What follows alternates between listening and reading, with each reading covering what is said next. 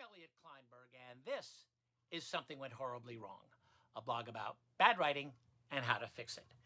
Segment 55, Hiding in Plain Sight. It's bad enough that people use cliches. Sometimes they have no clue what they're saying. They certainly don't know the phrase's origin. Some of the following are anachronisms which we covered in previous segments, and some have obvious origins, close to the vest, tight-lipped. Others, not so much. Here's examples. Number 1, hue and cry. According to Merriam-Webster Dictionary, it can be traced to the Old French words hue, meaning outcry or noise, and cri, C-R-I, meaning cry. Number 2, rank and file. Well, according to dictionary.com, this phrase comes from military usage where enlisted men march in ranks close abreast and files one behind another, whereas officers march outside these formations. Number 3, right wing, left wing.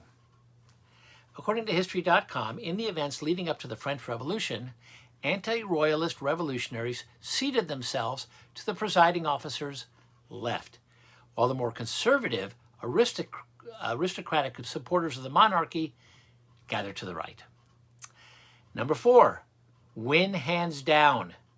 According to mentalfloss.com, in horse racing, if you're way ahead of everyone else, you can relax your grip on the reins and let your hands down, hands down. Next, loose cannon. Well, according to the phrase finder, on warships, a cannon that broke free on deck was a double threat, firing a shot into the crew or running somebody over. Number 5, over the transom. Now, you might hear a writer say he wasn't optimistic about an agent reading his manuscript because he sent it cold. He'll say he threw it over the transom. In the days before air conditioning, this was a small window that remained open for ventilation even when an office was locked up for the day.